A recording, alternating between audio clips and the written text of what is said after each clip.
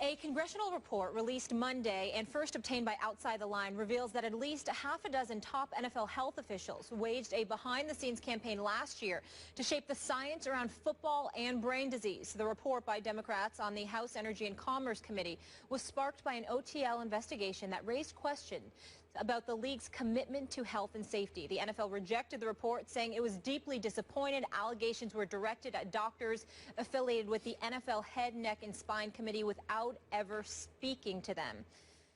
Stephen A., what do you make of this? What I make of this is that the NFL looks very, very bad.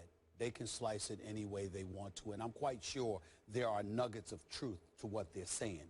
We don't know all the intricate details, who communicated with whom, etc.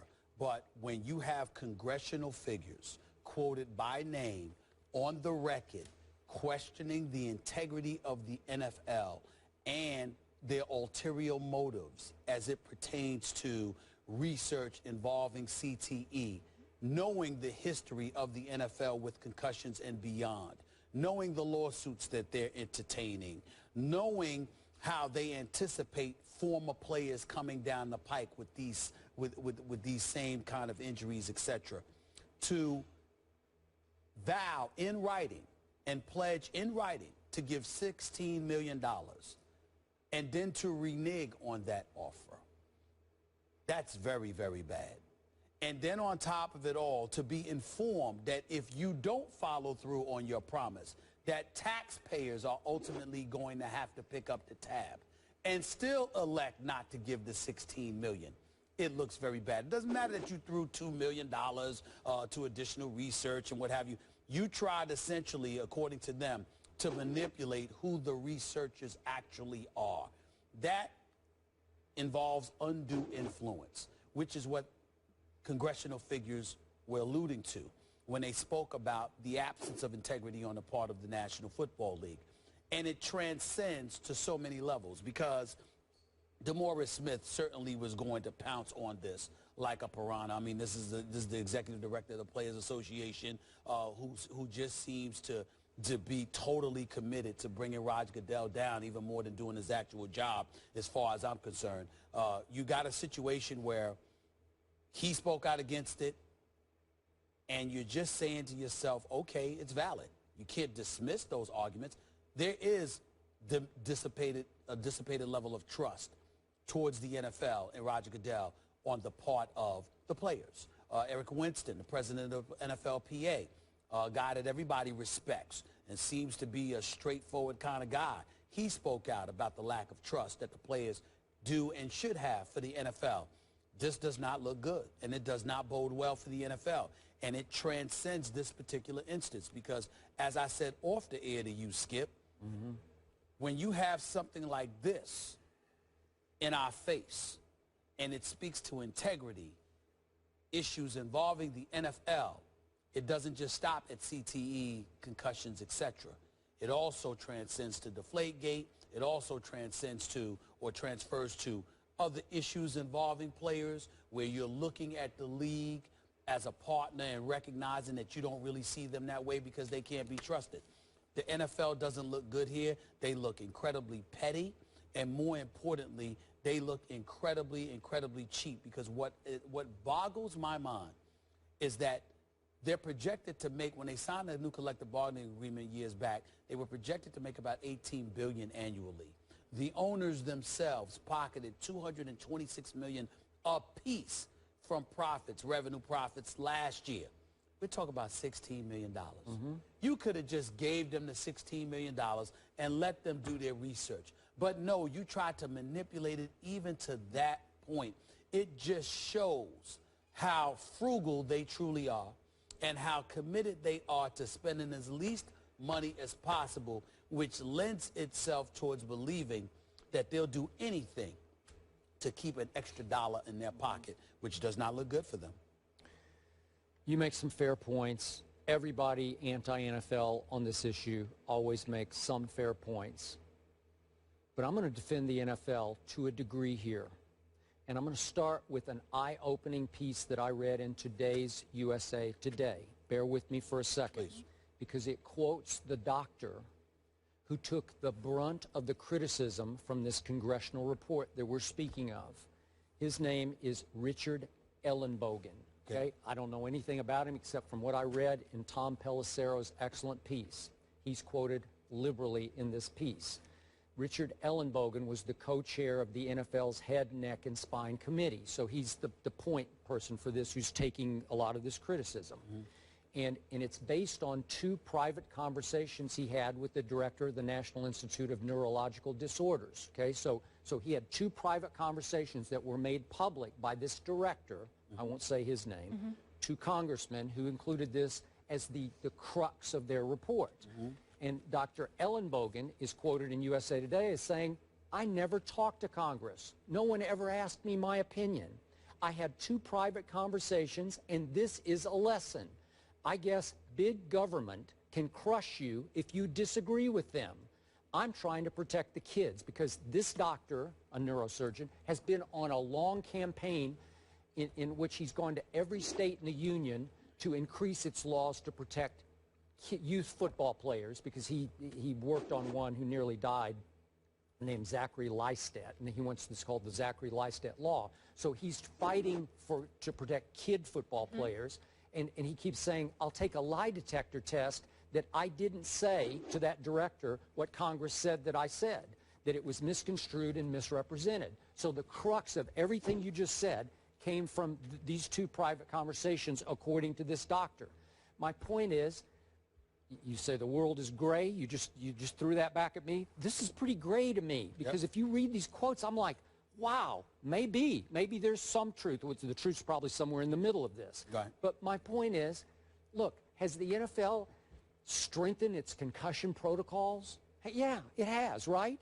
But here's the bottom line. Is the NFL a benevolent society? Is it a church or a charity? No, it's in the big business of pro football.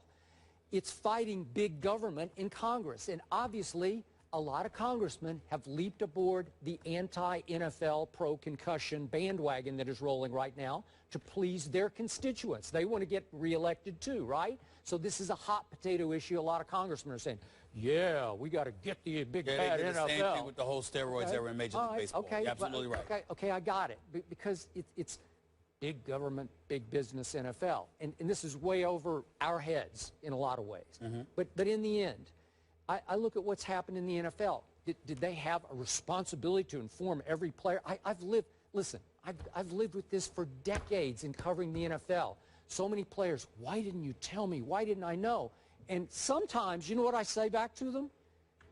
Gee, shouldn't you have some general awareness that if you're putting on a helmet and you're running as fast as you can and hitting head-to-head with another player, a great athlete like you, that some bad stuff could happen to your head? Well, let me tell you why I would respectfully disagree with you in some respects in that regard, in all seriousness. When you are an athlete, you primarily think about things in the moment. When you're talking about absorbing and addressing the risk, you don't anticipate things affecting you down the road. I got it. If you survive while playing.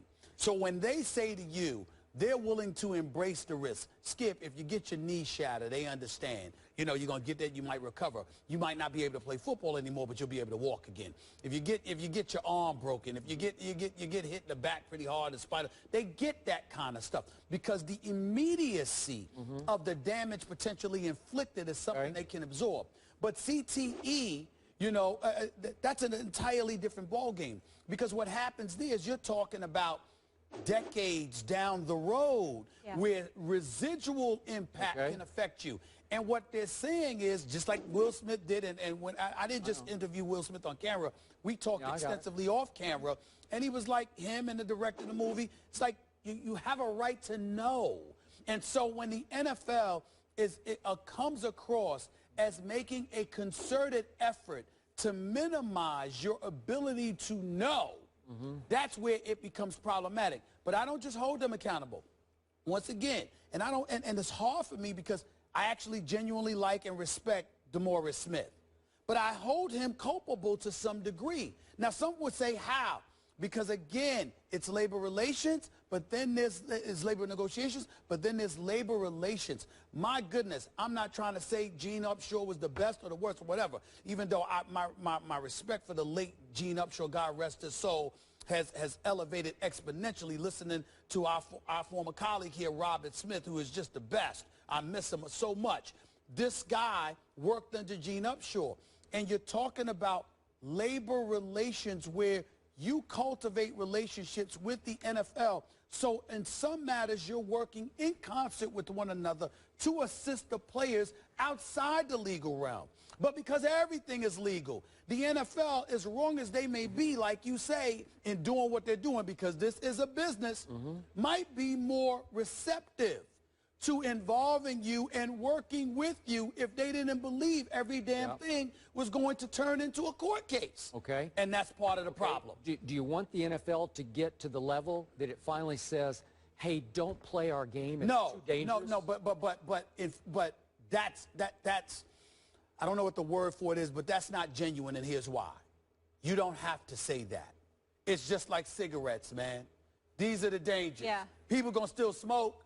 These are the dangers. But for a long people time, still you know what you're dealing with. But many years, people didn't know the dangers of cigarettes. But No, it was no, clear but that's not that what I people mean. were getting hurt badly in football. But that's not what I mean. Like from the start. What I'm saying to you is that you can give all the warnings in the world. Yep. Okay? Like, you know, you talk about my sister all the time. Everybody know my sister Carmen. That's my ace. Love of my life.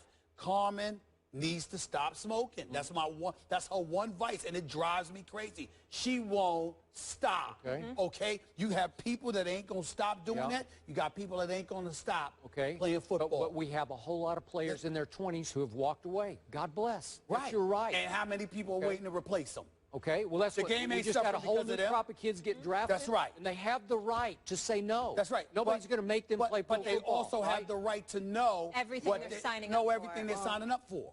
They have that right. In the NFL or the Players Association have no right in any way to assist tacitly, directly, indirectly, mistakenly, or otherwise to keeping it from them. They have a right to know. Right. Yeah. According to the NFL, a 32% increase in concussions from 2014 to 2015. Back to the NBA, though. Have you guys seen this baby?